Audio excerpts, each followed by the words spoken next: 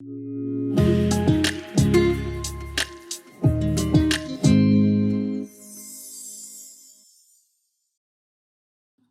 gros buzz en ce moment, c'est le chat GPT.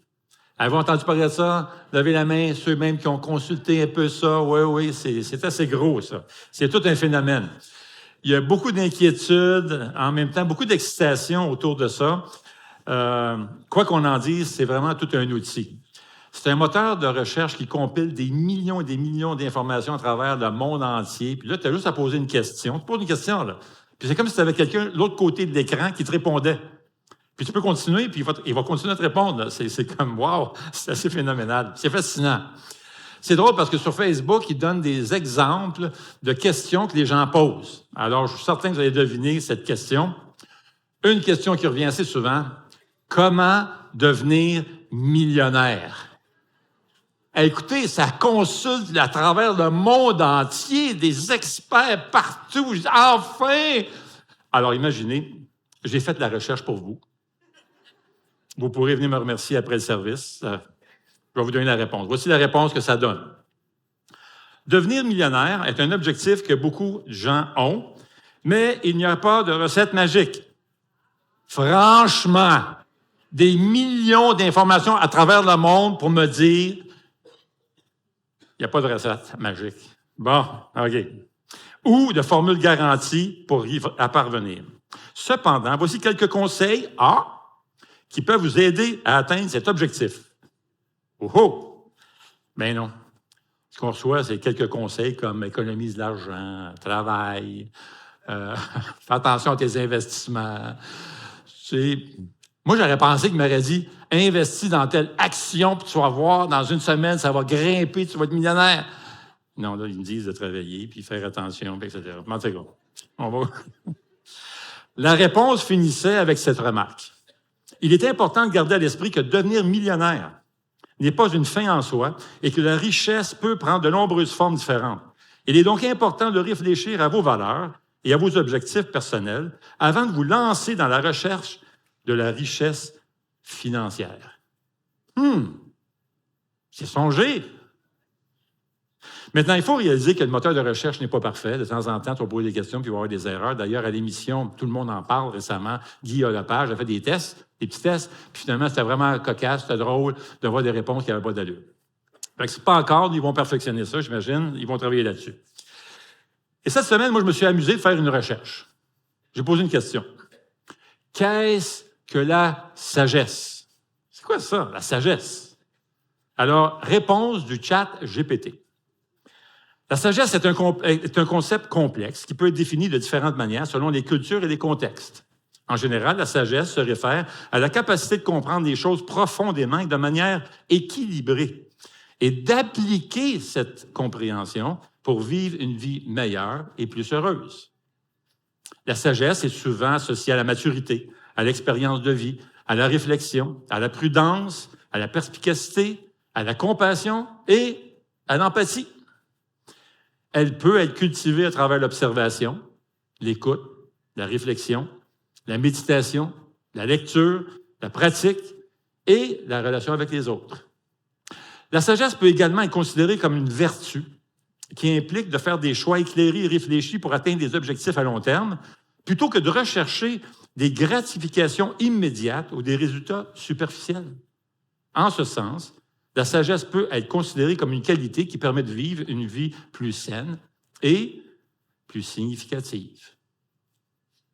Pas bête? Il réfléchit. Ça a d'allure. Maintenant, cette réponse est une bonne introduction à ce que l'on va voir ce matin. En fait, on commence une nouvelle série ce matin intitulée « Vers la maturité spirituelle ». Cette nouvelle série se penche sur le fascinant livre de Jacques, cette lettre de Jacques dans le Nouveau Testament. On va passer en fait 11 semaines, 11 dimanches, à la découverte de ce que Jacques a à nous enseigner. Maintenant, tournons ensemble, si vous voulez bien, pour ouvrir cette matinée et cette série dans Jacques, chapitre 1. On va lire, si vous voulez bien, les 12 premiers versets. On va se limiter là cette semaine. Dominique continuera la semaine prochaine. Alors, Jacques 1, versets 1 à 12. De la part de Jacques, serviteur de Dieu et du Seigneur Jésus-Christ, aux 12 tribus dispersées, salut. Mes frères et sœurs, considérez comme un sujet de joie complète les diverses épreuves auxquelles vous pouvez être exposés, sachant que la mise à l'épreuve de votre foi produit de la persévérance. Mais il faut que la persévérance accomplisse parfaitement sa tâche afin que vous soyez parfaitement qualifiés, sans défaut, et qu'il ne vous manque rien. Si l'un de vous manque de sagesse, qu'il la demande à Dieu, qui donne à tous simplement et sans faire de reproche, et elle lui sera donnée. Mais qu'il la demande avec foi, sans douter, car celui qui doute ressemble aux vagues de la mer que la mer soulève et agite de tous côtés. Qu'un tel homme ne s'imagine pas qu'il recevra quelque chose du Seigneur. C'est un homme partagé, instable dans toute sa conduite. Que le frère de condition humble tire fierté de son élévation, que le riche, au contraire, se montre fier de son abaissement, car il disparaîtra comme la fleur de l'herbe. Le soleil se lève avec son ardente chaleur, il dessèche l'herbe, sa fleur tombe et toute sa beauté s'évanouit. De même, le riche se flétrira dans ses entreprises. Heureux l'homme qui tient bon face à la tentation, car après avoir fait ses preuves, il recevra la couronne de la vie que le Seigneur a promise à ceux qui l'aiment. L'une des choses dont Jacques va parler, qui va traiter à travers sa lettre, c'est la nouvelle vie, la croissance et la maturité. Et c'est la raison pour laquelle on a appelé cette série « Vers la maturité spirituelle ». C'est qu'on est en chemin. On n'est pas arrivé encore et on n'arrivera jamais ici sur Terre à la perfection.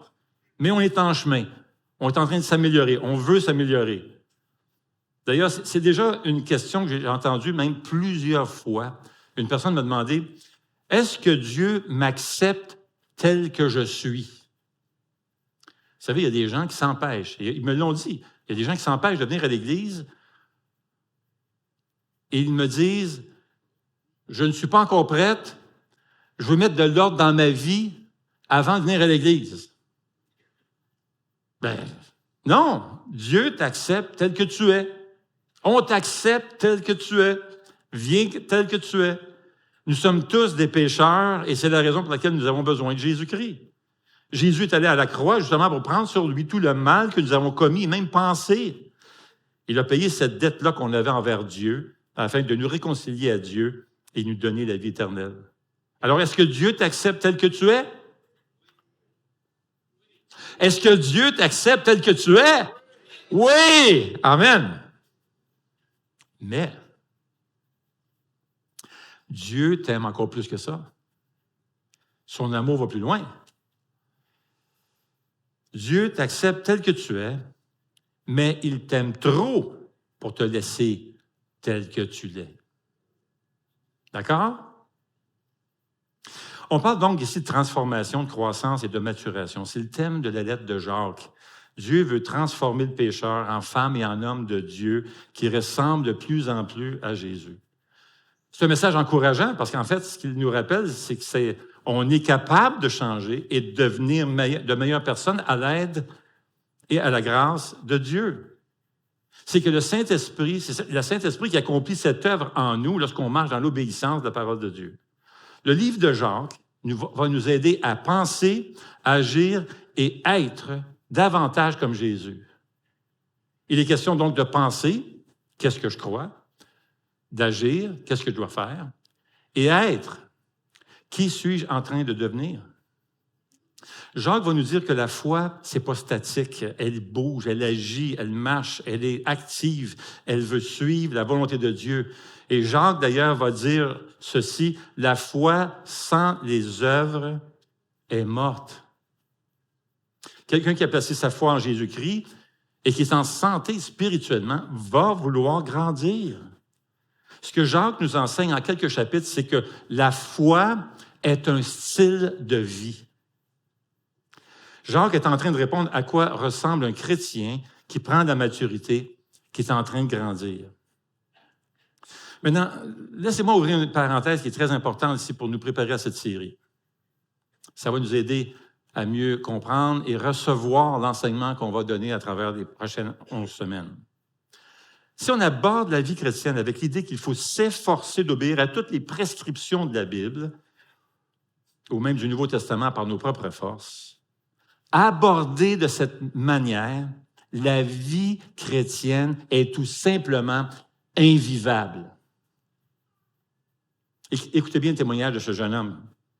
Il dit ceci. « Je me sens dépassé par ce qui semble être une liste de plus en plus longue de choses à faire pour devenir comme Jésus.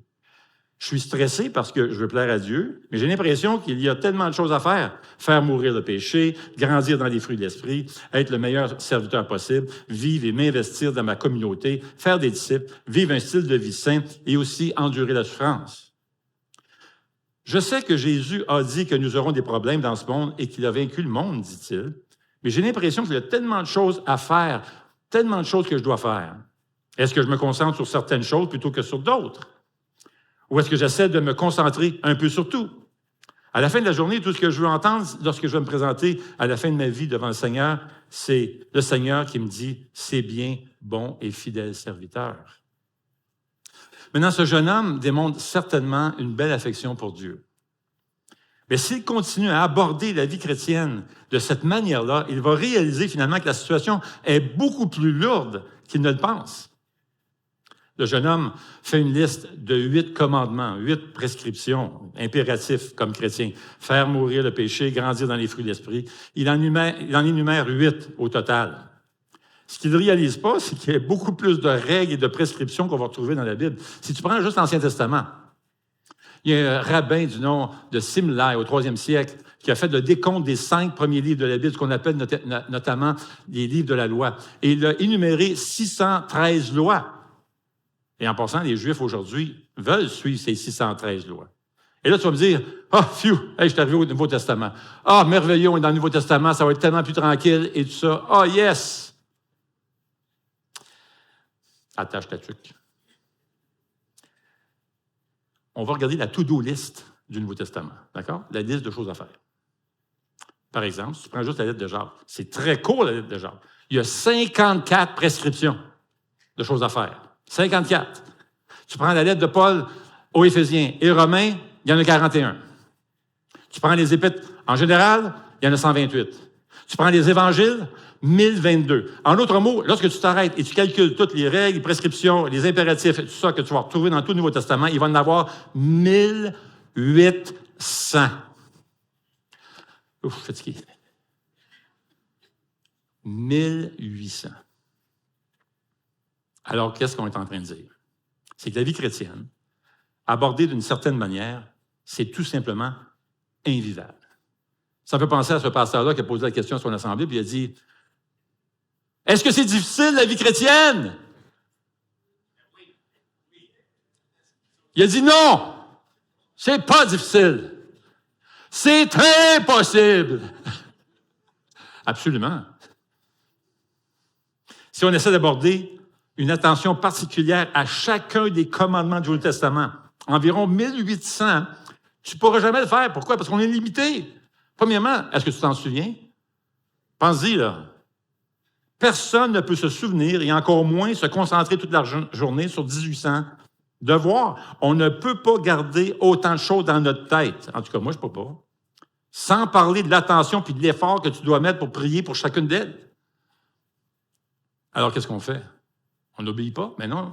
Jésus l'a dit dans Matthieu 28. Il a dit, « Allez, faites de toutes les nations, baptisez-les au nom du Père, du Fils et du Saint-Esprit et enseignez-leur à observer tout ce que je vous ai prescrit. » C'est important, l'obéissance.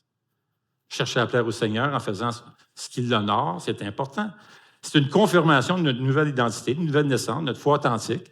C'est important. Il ne faut pas jeter l'obéissance à la fenêtre. Ce n'est pas la solution. La parole de Dieu nous indique comment Dieu veut qu'on accomplisse sa volonté et ses commandements. Si on est né de nouveau, on a donc été sauvé par la foi et justifié par la foi seule et non par nos œuvres. Alors disons tout de suite que l'effort pour grandir et faire la volonté de Dieu n'a pas pour but de nous mettre en règle avec Dieu.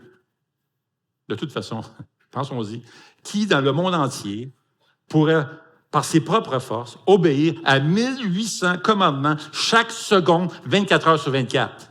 C'est absolument impossible. C'est la preuve que nous sommes tous pécheurs et qu'il est absolument impossible d'être en règle avec Dieu sans Jésus. Jésus a mené cette vie conforme au commandement de Dieu.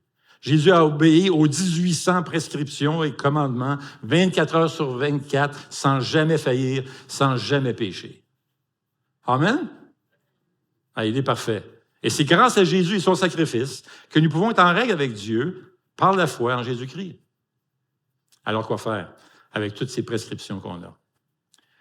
Eh bien, dans les deux lettres qu'on a parlé tantôt, Paul, qui écrit Éphésiens et Romains, à l'intérieur de ces listes qu'il va donner dans une section, à l'intérieur de ça, il va lancer un appel à nous transformer profondément de l'intérieur, afin que les fruits de notre nouvelle vie poussent naturellement, plutôt que d'être poussés par un effort intentionnel.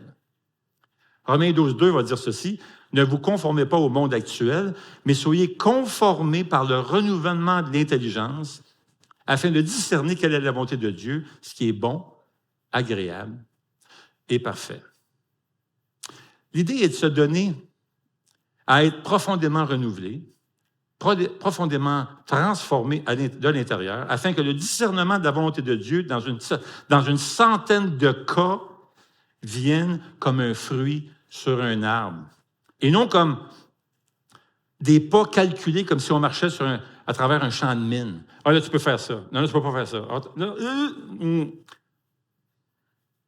On retrouve le même principe dans Éphésiens 4, verset 22. On vous enseigne à vous débarrasser du vieil homme qui correspond à votre ancienne manière de vivre et se détruit sous l'effet de ses désirs trompeurs, à vous laisser renouveler par l'esprit dans votre intelligence et à vous revêtir de l'homme nouveau, créé selon Dieu dans la justice et la sainteté que produit la vérité. On a donc besoin de penser en termes de transformation intérieure par l'Esprit Saint, en embrassant avec foi un nouveau moi que Dieu a créé et qui travaille en nous par l'Esprit Saint, qui va déborder alors spontanément avec des réponses appropriées dans des centaines de situations différentes. On doit donc se concentrer à approfondir, à renforcer, à intensifier les racines comme la foi, l'espérance et l'amour.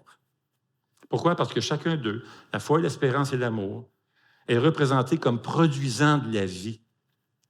C'est comme entrer dans une sorte de repos d'obéissance. Et Jésus l'a dit, hein, « Venez à moi, vous tous qui êtes fatigués et chargés, je vous donnerai du repos. Mon joug est doux et léger. Son fardeau est léger. » Romains 1,5 dit ceci, « C'est par lui que nous avons reçu la grâce d'exercer le ministère d'apôtre, dit Paul, pour conduire en son nom des hommes de toutes les nations à l'obéissance de la foi. » La foi, l'espérance, l'amour produisent donc de la vie en nous. L'amour est d'ailleurs décrit comme la somme et la source de tous les autres commandements. Si j'ai plus d'amour, je vais vouloir faire la volonté de Dieu. Alors comment avoir plus d'amour? Bien, Romains 5 le dit. Alors cette espérance ne trompe pas parce que l'amour de Dieu est déversé dans notre cœur par le Saint-Esprit qui nous a été donné. C'est vrai, lorsque tu es en amour, tu fais des choses que tu ferais peut-être pas du tout, n'est-ce pas?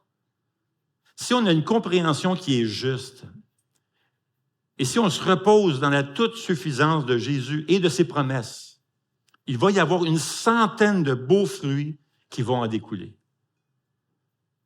Je suis un homme nouveau. Je peux maintenant faire la volonté de Dieu par l'Esprit Saint qui vit en moi. J'ai besoin d'être rempli de l'Esprit et par la foi, j'ai besoin de comprendre et savoir que j'ai maintenant une nouvelle identité en Jésus, que je suis une nouvelle personne en Jésus, que j'ai la puissance du Saint-Esprit en moi qui va produire de beaux fruits dans ma vie et qui va m'aider à obéir à la parole de Dieu. Tu es en Jésus, tu es une nouvelle personne. Tu as une nouvelle identité. Alors tu peux maintenant agir comme cette nouvelle personne que tu es. C'est comme le Dr. Klein qui disait tout le temps, « Devenez ce que vous êtes. Vous êtes une nouvelle personne, vous avez une nouvelle identité, un nouveau manteau. Vous êtes un enfant de Dieu, adopté dans la famille de Dieu. Vous avez tout maintenant, vous êtes une nouvelle personne, changée, transformée par la puissance du Saint-Esprit. Alors maintenant, marche selon ce que tu es. » Alors, des centaines d'impératifs sont maintenant possibles. C'est un fardeau léger. Car j'ai la foi que l'Esprit me donne la force d'accomplir la volonté de Dieu. Je suis rempli d'espoir, car même dans l'épreuve, je sais que je suis un enfant de Dieu bien-aimé. Je suis confiant, je me repose en Jésus. Alors, pendant qu'on va commencer cette nouvelle série, alors qu'on regarde ce terme vers la maturité spirituelle, laisse la beauté de Jésus, la grandeur de son œuvre pour toi, la richesse de ses promesses et la puissance du Saint-Esprit opérer une profonde transformation en toi. C'est toute une aventure, mes amis. On entre dans la lettre de Jacques, et si on laisse l'Esprit opérer des changements à l'intérieur de notre cœur, vous allez voir, on va prendre la maturité spirituelle. Alors, acquérir plus de maturité spirituelle est tout à fait possible par la foi et la puissance de l'Esprit. Alors, gardons ça en tête alors qu'on commence à regarder le portrait du chrétien qui est en train de prendre la maturité spirituelle. À travers la lettre, Jacques va nous donner quelques marques qui vont nous aider à acquérir un peu plus de maturité spirituelle. En fait, ces marques nous aident à devenir un peu plus comme Jésus, dans le fond. Et la première marque qu'on veut regarder ce matin porte sur la sagesse de la persévérance. Jacques est très conscient, il commence sa lettre d'ailleurs comme ça, il est très conscient qu'on va passer tous par des moments difficiles. D'ailleurs, on vient juste de passer à travers la pandémie. Qui aurait cru? Et moi, je suis vraiment triste pour les commerçants. Il y a tellement de commerçants qui ont fermé leurs portes, qui ont fait faillite. C'est incroyable. L'autre jour, j'ai reçu un téléphone. On m'offrait une grosse machine commerciale pour faire du café, puis pour l'église. Alors, si tu en as besoin, normalement, viens, puis ça. Puis, tu sais, on a commencé à jaser, puis on me dit finalement que c'est le propriétaire d'un building à Hull qui ont loué au gouvernement tous les étages, mais en bas, il y avait un beau Vanout, vraiment un beau restaurant, le Vanout. Et puis, il est obligé de fermer les portes à cause de la pandémie. Maintenant, nous, on est allé faire le tour, et puis on a pris quelques équipements sur place et tout ça. Ça nous est tout donné. Mais là, moi, d'un côté, j'étais content. Mais de l'autre, en même temps, je me dis, pauvre commerçant, pauvre propriétaire, il a vu son rêve complètement chamboulé. Ça a été changé en cauchemar, lui qui avait ce rêve d'avoir ce beau commerce de Vanout, puis c'était vraiment beau. Fermer les portes. Mais au-delà de la pandémie, on sait bien qu'on est tous confrontés à des saisons de vie plus difficiles, à différents niveaux. Et c'est donc qu'il est question dans le livre de Jacques. La question de Jacques porte sur le fait que nous allons tous passer par des épreuves dans la vie, et la façon que nous allons réagir vont soit nous aider à grandir ou à nous éloigner de Dieu. Et Jacques va nous donner des instructions sur ce à quoi ressemble, ça a l'air de quoi un chrétien qui prend la maturité et qui marche selon l'Esprit. Ça ressemble à quoi une vie qui suit Jésus, qui marche dans la sagesse et qui marche dans l'obéissance. Jacques va nous donner cette sagesse et la façon de gérer, de travailler à travers tout ça, à travers tout ce que la vie peut nous apporter. Alors, ce qu'on va voir, c'est que la persévérance dans l'épreuve nous aide, c'est une des marques qu'on veut voir, à prendre plus de maturité. Pour avoir plus de maturité spirituelle, on a besoin donc de sagesse persévérante. On a besoin d'être constant, on a besoin de dépendre de la sagesse de Dieu pour y parvenir. Et Jacques prend les versets 2 à 4 pour montrer des leçons importantes ici qu'on a besoin d'entendre. Verset 2 dit ceci, « Mes frères et sœurs, considérez comme un sujet de joie complète. » Hey, ça, c'est dur, là. Considérez comme un sujet de joie complète les diverses épreuves auxquelles vous pouvez être exposés, sachant que la mise à l'épreuve de votre foi produit la persévérance. Mais il faut que la persévérance accomplisse parfaitement sa tâche, afin que vous soyez parfaitement qualifiés, sans défaut, et qu'il ne vous manque rien. Jacques commence directement avec les épreuves et il nous dit ceci. Il dit, écoutez, il va vous arriver plein de choses dans la vie qui vont être difficiles et qui vont éprouver votre foi. Ce seront des moments d'épreuve, que ce soit au niveau de notre santé, physique, émotionnelle, relationnelle, financier. Tu peux être éprouvé dans ta vie de couple, éprouvé comme parent aussi. Ou même si tu es célibataire, éprouvé comme célibataire. Les épreuves dévoilent nos vraies convictions et notre vrai caractère. C'est ça qu'il est en train de dire. quand Jacques parle d'épreuves et de tests ici, c'est qu'il y aura des événements et des circonstances dans ta vie qui mettront à l'épreuve qui tu es vraiment et ce qu'on croit vraiment. C'est dans les épreuves que nos convictions et notre caractère ressortent le plus. Tout ce qu'il y a de méchant, là, les impuretés dans notre vie, les imperfections, toutes ces choses vont être exposées quand on traverse des moments difficiles. Nos faiblesses de caractère sont comme mises à nu. Notre stabilité émotionnelle est mise à nu. La façon qu'on traite les autres, c'est mise à nu. Donc, Jacques est en train de nous dire que toutes ces épreuves qu'on va vivre à un moment donné vont exposer plein de choses dans notre vie, sur notre caractère, notre cœur, notre confiance et notre foi en Dieu. Je le vois moi-même dans ma propre vie. Par moments, il m'arrive de penser que je suis une personne patiente. Ça m'arrive. De temps en temps, je me dis, je suis pas mal un gars patient, moi. Jusqu'à ce que je suis dans mon salon et je regarde à travers la fenêtre. Je regarde la rue.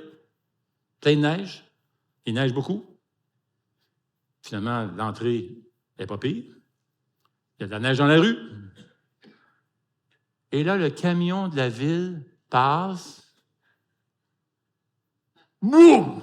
Puis il te lance 1 mètre de neige juste dans mon entrée, alors que je dois sortir. Moins patient. L'autre jour, cet hiver, il y avait de la neige. Là, il y avait un banc de neige. Je recule, je prends ma voiture, je recule. Boum, boum, boum, boum, boum. Et là, j'étais content. Je dis, hey, ma voiture, elle va bien. Et là, je ne me rends pas compte. Le lendemain, je regarde en arrière de ma voiture, je me penche, je regarde en dessous de ma voiture, puis il avait cassé quelque chose. Il y avait quelque chose qui traînait en dessous de ma voiture. Là, je ne pouvais pas aller au garage, tout ça, c'était tout de suite. Là, il y avait quelque chose qui traînait. Alors, moi, je me promenais avec ça qui traînait. Je disais, hey, j'espère que ce n'est pas trop grave. Je m'en vais sur la route, je vais voir mon nez, quelqu'un qui arrête à côté de moi. Je dis, oui. J'ouvre la fenêtre. Oui, oui. Il y a quelque chose qui traîne en dessous de ton camion, ta voiture. Merci. Ouais. J'arrive aux promenades. Quelqu'un me coupe. Hein? Quoi? Il y a quelque chose qui traîne dans l'arrière de ta voiture. Je m'en vais sur l'achat. J'arrive chez nous. Je stationne dans mon entrée, chez nous. J'ai le voisin qui sort. Il dit, Norm! Norm! C'est quelque chose qui traîne dans ta voiture.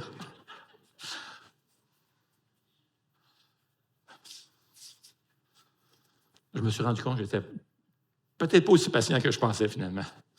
Ça ne prend pas grand-chose. Ou encore, il y avait de la neige dans notre entrée. Alors, je recule. Puis là, il y a de la neige, je ne veux pas pelleter, je recule. Mais là, il y a la voiture de ma femme qui est là-bas en arrière. Là, je recule. Boum! Je débarque de la voiture, je m'en vais voir en arrière. Mon pare-choc, il y a une affaire de plastique cassée en deux, tout ça, tu sais. 400 $. Ah, mais... Finalement, je ne suis pas si patient que ça.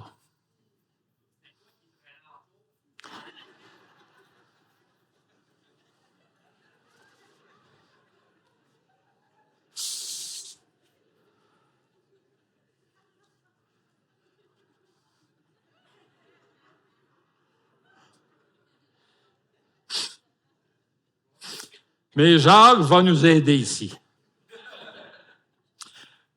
Il nous offre une nouvelle perspective des épreuves.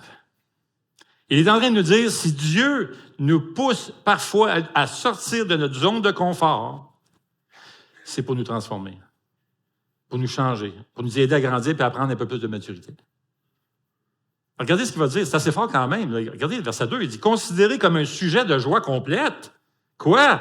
Les diverses épreuves auxquelles vous pouvez être exposés. Il me semble, tu n'as pas de goût de te réjouir quand ça va mal. Mais ce qui peut nous aider à comprendre ici ce qui se passe, c'est qu'il y a vraiment une différence entre la joie et le bonheur. Le bonheur, c'est quand il t'arrive quelque chose de bien. Ça dépend des circonstances, pas vrai? Ton boss t'appelle, dit « Écoute, j'ai décidé de te donner une augmentation de salaire. » Yes! T'es heureux. Mais la joie, c'est pas pareil. Il existe une grosse différence entre le bonheur et la joie. Ce que Jacques est en train de nous dire, c'est que la joie est là quand le bonheur n'y est pas. Dieu a une joie pour toi, en dépit de tes circonstances, malgré tout ce que tu traverses en ce moment. Mais comment se réjouir quand ça va mal? C'est que Dieu est en train de faire quelque chose de beau en toi. Et Jacques nous aide à voir ça, là, à se rappeler de ça. Rappelle-toi que quand tu passes à travers une épreuve, là, même si c'est douloureux, c'est difficile, puis il n'y a pas beaucoup de bonheur là-dedans, là, rappelle-toi que Dieu est en train de faire quelque chose de beau en toi. Il prend même les mauvaises choses, les difficultés, les souffrances, les douleurs, puis il va en tirer du bien. Il ne les cause pas nécessairement, mais il leur permet d'arriver afin de produire du bien. Et c'est dans ce sens qu'on peut avoir de la joie. Dieu ne gaspille pas une souffrance. Verset 3 dit, sachant que la mise à l'épreuve de votre foi produit de la persévérance. Mais il faut que la persévérance accomplisse parfaitement sa tâche afin que vous soyez parfaitement qualifiés, sans défaut, et qu'il ne vous manque rien. C'est le langage de maturité ici. On est en train de parler de croissance. C'est le langage de la joie. C'est le langage du perfectionnement vers une ressemblance encore plus grande et plus proche de Jésus. Jacques est en train de nous dire, c'est comme ça que tu vas grandir à la ressemblance de Jésus-Christ. Alors que tu traverses ces temps difficiles, laisse cette vérité te procurer de la joie, que Dieu est en train de développer ton caractère. Il est en train de te faire grandir et il est en train de développer ton caractère. Alors, lorsque je suis dans une saison plus ombrageuse dans ma vie, je peux poser la question au Seigneur. Seigneur, comment es-tu en train de me faire ressembler davantage à Jésus ici? Et quelle que soit l'épreuve, fuir ne nous aidera pas à grandir en maturité dans la foi. Alors Jacques nous dit, persévère quand ça arrive. Ne lance pas la serviette. Parce que Dieu est en train de faire une belle œuvre, il est en train de faire quelque chose de beau en toi. Maintenant, Jacques nous donne de l'espoir ici. On trouve tous ces moments d'épreuve difficiles, mais quoi faire? Jacques est en train de nous dire, rappelle-toi que Dieu est généreux. Verset 5 dit, si quelqu'un manque de sagesse, qu'il la demande à Dieu, qui donne à tous, simplement et sans faire de reproche, il lui sera donné. Dans les épreuves, mes chers amis, et ça c'est le message du passage, allons vers Dieu, car il est généreux. Nous avons cette belle occasion de nous présenter devant Dieu, de lui demander son aide et de sa sagesse. Dieu donne à tous simplement et sans faire de reproche. Dieu, en d'autres mots, ne nous fera pas honte, il ne nous condamne pas, il ne nous rappelle pas toutes les fois qu'on a fait une gaffe, il ne dira jamais « encore ». Il ne se moque pas de nous et de nos stupidités. Ça t'arrive de faire des choses des fois qui sont comme un peu stupides? C'est comme moi, oui. N'oublions pas que c'est Dieu qui inspire les paroles de cette lettre. Et Jacques, et ce que le Seigneur est en train de nous dire, c'est « Tu me procures de la joie lorsque tu viens à moi. Je suis excité à l'idée de pouvoir t'aider et t'accorder de la sagesse. » Mais voici la clé. Verset 6. Mais qu'il la demande avec foi, sans douter. Car celui qui doute ressemble aux vagues de la mer que le vent soulève et agite de tous côtés. Qu'un tel homme ne s'imagine pas qu'il recevra quelque chose du Seigneur. C'est un homme partagé et instable dans toute sa conduite. Maintenant, laissez-moi clarifier ici quel genre de doute on parle. Il y a toutes sortes de doutes, mais le doute dont Jacques a en tête ici, c'est la suivante. C'est un homme partagé, instable dans toute sa conduite. Être partagé, c'est un peu comme un homme à deux têtes, là. Il y a plusieurs formes de doute. Mais ici, ce que Jacques veut dire, c'est que les décisions que je prends et ce que je veux faire dans la vie, je crois qu'elles sont plus sages que celles de Dieu. Je pense qu'on agit pas mal de temps en temps comme ça. Est-ce que je recherche toujours la sagesse de Dieu avant de prendre telle ou telle décision? C'est à ça que ça ressemble à être partagé. C'est quand je laisse entendre d'un côté que je veux obéir à Dieu, mais en réalité, je veux faire ce que je veux. On est partagé. Et c'est contre ça que Jacques nous met en garde. Jacques nous dit, non, ne sois pas partagé dans tes idées. Sois résolu, sois décidé, marche par la foi, persévère, va vers Dieu, vas-y, va vers Dieu. Cherche sa sagesse, car il est généreux. Lorsqu'on est partagé, on ne laisse pas vraiment Dieu nous diriger. On est comme des vagues de la mer, on est tassé de droite et à gauche. Lorsqu'on veut mener notre vie en nous fiant qu'à notre propre sagesse, on va vaciller, que ce soit dans nos émotions, que ce soit devant les tentations ou encore dans les relations brisées. On est des pécheurs, on va faire du dommage. Mais avec Dieu, avec sa puissance et la main de Dieu sur ta vie, ce qui va arriver, c'est que Dieu va te donner de la sagesse. Il va te soutenir. Et il va même te donner une paix au milieu de cette tempête. Il va même te permettre d'avoir une joie profonde au milieu de cette saison. Et on regarde l'apôtre Paul qui a écrit la lettre aux Philippiens, qui n'arrête pas de parler de la joie alors que lui-même est en prison, dans Philippiens. Quand on cherche la sagesse de Dieu, il nous la donnera généreusement.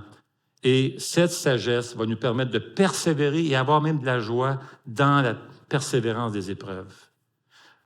L'espoir qu'on a, c'est qu'on a un accès à cette sagesse persévérante grâce à ce que Jésus a fait. J'inviterai les musiciens à venir maintenant avec l'équipe de louanges. Jésus nous a montré exactement la vie qu'on est appelé à vivre et il l'a accompli pour nous. Il nous a donné un accès et une relation avec Dieu qu'on ne pouvait pas avoir par nos propres forces. Et l'auteur du livre aux Hébreux nous dit au 12e chapitre, verset 2, « Courons avec persévérance l'épreuve qui nous est proposée. Faisons-le en gardant les regards sur Jésus qui fait naître la foi et la mène à la perfection. » Jésus est celui qui perfectionne notre foi quand on regarde à lui, quand on marche avec lui, quand on mène la vie pour laquelle on a été appelés et on a été créés à vivre. C'est là qu'on trouve cette belle sagesse persévérante. Et on réalise que lorsqu'on regarde à Jésus, il nous donne généreusement de la sagesse, mais plus encore, il donne généreusement de lui-même. Alors, bien-aimés, dans les épreuves, approchons-nous de Dieu, car il est généreux. Il donne sa sagesse, la persévérance et une joie profonde qui vient de lui. Seigneur notre Dieu, par nos propres forces, c'est impossible de suivre ta volonté à la perfection. Mais combien nous sommes encouragés de savoir que tu as tout fait pour que nous puissions marcher dans tes voies. Merci pour ton esprit. Merci pour le salut, pour Jésus et ce qu'il a accompli à la croix, afin de nous réconcilier à toi, Seigneur, nous adopter dans ta famille, nous justifier, nous sanctifier. C'est ton œuvre, tout ça. Et on veut te glorifier pour tout ça, Seigneur, te rendre gloire et te dire merci. C'est au nom de Jésus qu'on te prie, Seigneur, et on te demande qu'au cours de cette nouvelle série qui commence, tu puisses opérer ces changements au fond de notre cœur, qu'on puisse grandir, car c'est tout à ton honneur, Seigneur. Au nom de Jésus. Amen.